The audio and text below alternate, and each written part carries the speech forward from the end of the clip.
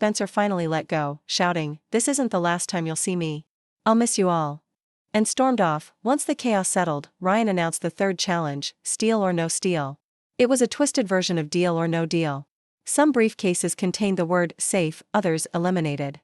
One player would secretly peek inside, and the other would decide whether to steal it. And Howie Mandel was there. Players began getting eliminated one by one. Eventually, it was Lucas's turn. He asked for a volunteer to be his opponent. At that point, the odds were good, about 60% safe. I did the math in my head and figured it was worth it, so I stepped up. Lucas peeked into his case and told me it was safe. Statistically, I should have stolen it, but then Ryan jumped in, saying Lucas's heart rate was spiking. He was wearing a heart monitor. That freaked me out. Maybe it was eliminated and he was just thrilled to dodge the bullet. At the last second, I decided to let him keep it. If it was safe, I'd play again. If it wasn't, I just avoided going home. It turned out to be safe, then it was my turn to choose someone.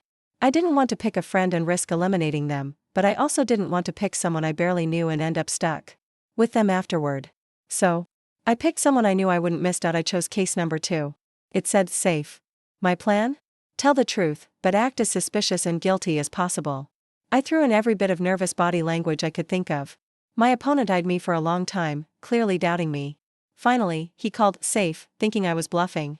He opened the case, and sure enough, it was safe. That round ended with a wave of eliminations. Unfortunately, one of them was Quinn, whose loud, dramatic "no" echoed through the cube. Inside that glass box, you bond with people fast, sitting together for hours between challenges, waiting for Ryan to reappear like some game show Grim Reaper. Watching friends go hurts. Soon after, we were told to pair up again. Alex and I immediately teamed up. We were the last 2 women in the game and had been hanging out constantly. Everyone was blindfolded and told to sit still. It was unsettling, especially as Alex and I whispered about each other's strengths and weaknesses, trying to prepare for whatever came next. When the blindfolds came off, the cube had been transformed into a full kitchen. A cooking battle. Alex froze. I can't cook to save my life.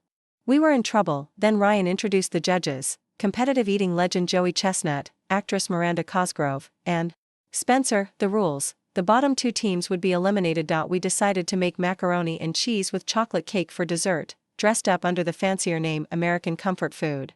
Honestly, it was the only thing we had a shot at making edible. When the judges made their rounds, Spencer stopped at our station. "So, when you all voted to put me in, which side were you on?" he asked. "We were, originally no," I admitted, "but we switched to yes last minute." "Yeah, I switched too," Alex added. Spencer grinned. "Good. Because I don't forget." A few minutes later, Matt and Nolan from Ryan's crew came over to check in. At that moment, I was sprinkling chocolate, * when I said, "yeah." He just stood there for a moment, mouth slightly open. Nolan leaned over and whispered, "Oh, he's being metaphorical," and suddenly we both went, "Oh my god."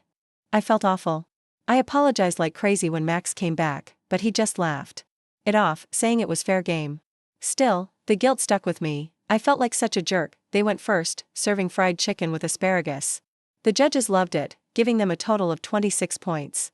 Honestly, I thought Speedy would still be holding a grudge against Liam and knock their score down, but nope. We were next, and thankfully, the judges liked our food too.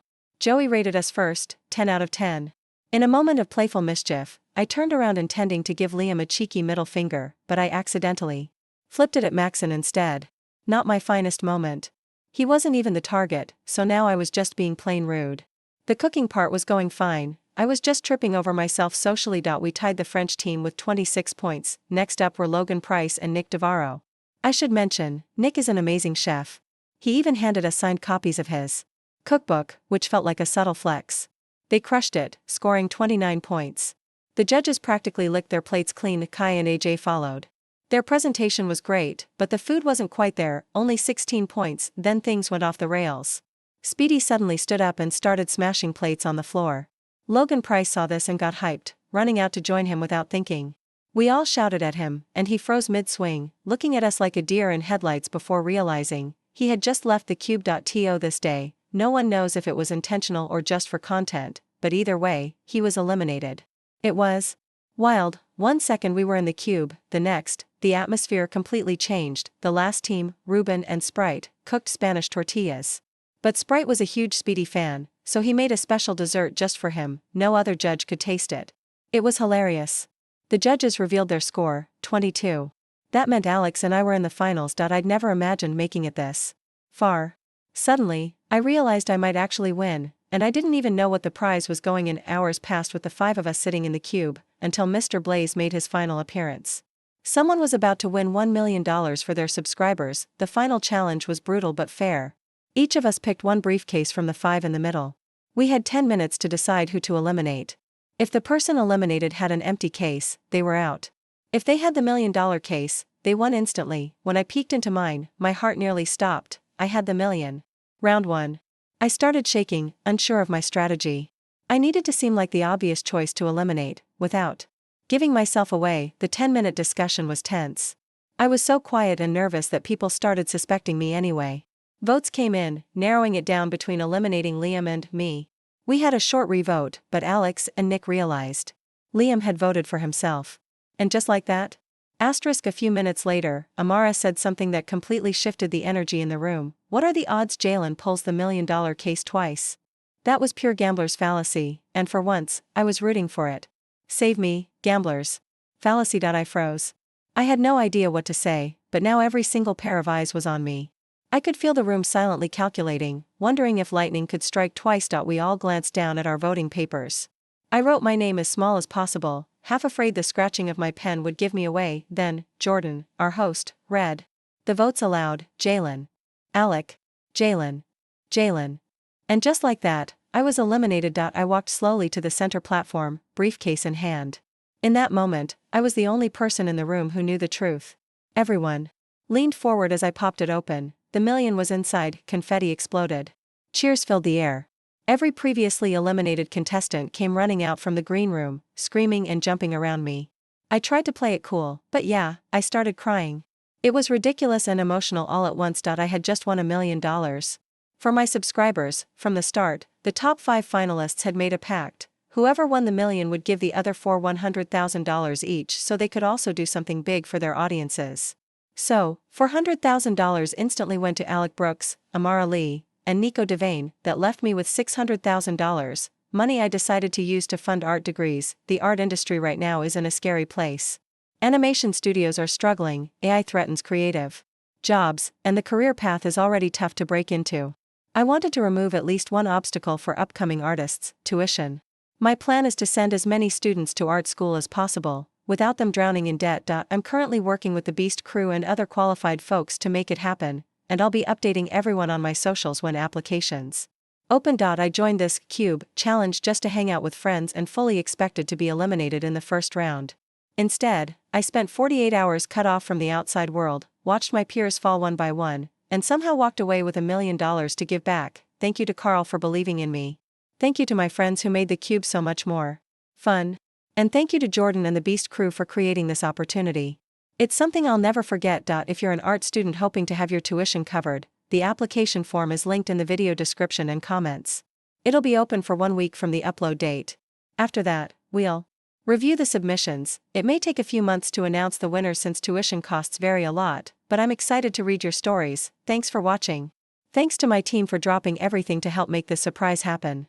See you next time. Bye.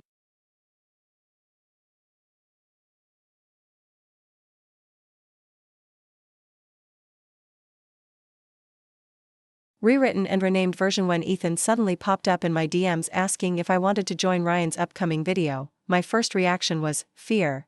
Ryan had reached the point where he was basically the YouTube scientist, the kind of guy who could snap his fingers and bend reality to his will. Part of me wanted to stay home, but I also felt genuinely honored to be invited. My original plan was simple: show up, say hello, then leave during the very first round of eliminations. But I accepted, and before I knew it, I was on a plane to North Carolina, getting handed a custom uniform, still clueless about what I'd actually signed up for. I didn't even know if there was a prize for winning. When I walked into the green room, I expected to know no one, but to my relief, I saw plenty of familiar faces. I even got to ask Mark about what it was like meeting Daniel Cross, the creator of a hit horror game, and he spilled a few fun behind-the-scenes secrets.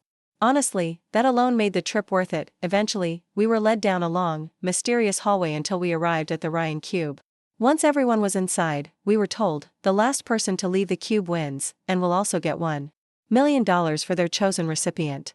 The game began instantly. People dove into the massive pile of real cash in the center, tossing handfuls into the air, laughing, and chatting to pass the time.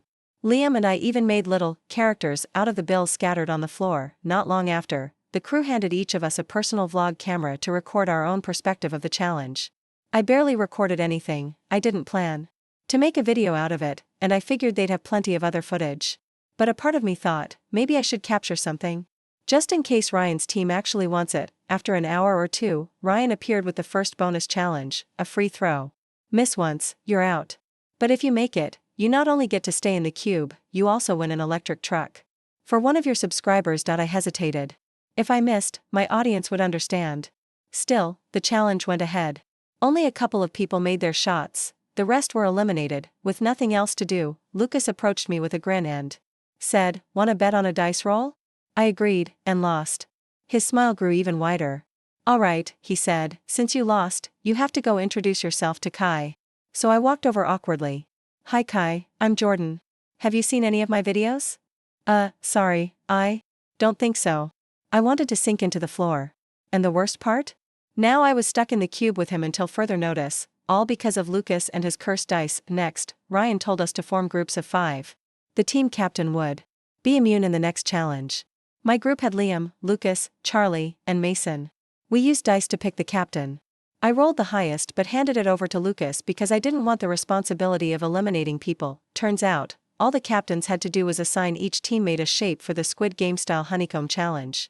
I got the triangle. Liam got the circle, Charlie got the star, and Mason, poor guy, ended up with the umbrella. The 10-minute timer started, and everyone began trying different methods to carve their shape without breaking it. Charlie invented a disgusting but effective technique, spitting on the candy repeatedly to soften it. He came close to finishing, but in the end, both star-shaped cookies broke, and those players were eliminated. The competition had already gone further than I ever expected. We'd been given our small rations for dinner and left to wait again. It might look like just a quick montage in Ryan's video, but in reality, it was around 9 p.m. when the second major challenge began. We were told to pick partners. Liam and I shook hands immediately, ready to face whatever came next together. What I didn't expect was that the next game would also be a trap. The staff rolled out a massive giant Jenga tower. The winner moves on, loser is out. The first match was between Tyson and Andre, and it lasted 2 hours. Doing the math in our heads, we realized, if each game takes this long, we'll be here for over a day. But then, right after Andre won, Tyson suddenly hoisted him onto his shoulders and carried him out of the cube. The whole place erupted. Was that even legal? Ryan called for a vote. Almost everyone voted to let Andre back in, partly out of kindness, partly because no one wanted to see fights breaking out over giant Jenga. In the middle of the night, the crew somehow managed to track down about a dozen sets of normal-sized Jenga blocks in North Carolina, which, at that hour, felt like an impossible mission. But I swear, if Ryan had called the president of Jenga himself, they would have had them delivered by helicopter. Liam and I spent the wait building a deck of silly message cards for whoever got eliminated, so they could tell the outside world the other was doing fine. We didn't have our phones, and friends must have been wondering why we'd vanished for 14 hours. When it was finally our turn, the match was tense. Liam was steady, carefully pulling pieces. Then it was my turn, and I could already tell there was no safe move left. Part of me felt a strange relief. This is it. I'm going to be eliminated. I can finally leave this glass-floored prison. My back was sore, my patience was gone. I was ready, but fate had other plans. Liam made a mistake, the tower fell, and suddenly I wasn't free. I had won, and was stuck in the cube for day 2. The rest of the games were brutal to watch. Crowds gathered around each tower like spectators at a battlefield. Cheers, groans, prayers, the emotional whiplash was real. The last match was between Quinn and a Brazilian creator named Alano. Right before they began, Alano admitted he was a Jenga expert. Quinn, who had never played before, laughed nervously and suggested they just do rock, paper, scissors instead. Alano refused, which was fair, but 3 hours later, they were still dead even. Everyone gathered to watch as Quinn carefully slid out the final piece. Alano, desperate, blurted out, "Rock, paper, scissors?" Quinn just smirked, and the tower collapsed. Alano was out. It was 3 a.m. I thought they'd let us return to the hotel for the night. Instead, I won a ticket to sleep on the cube's glass floor, surrounded by strangers.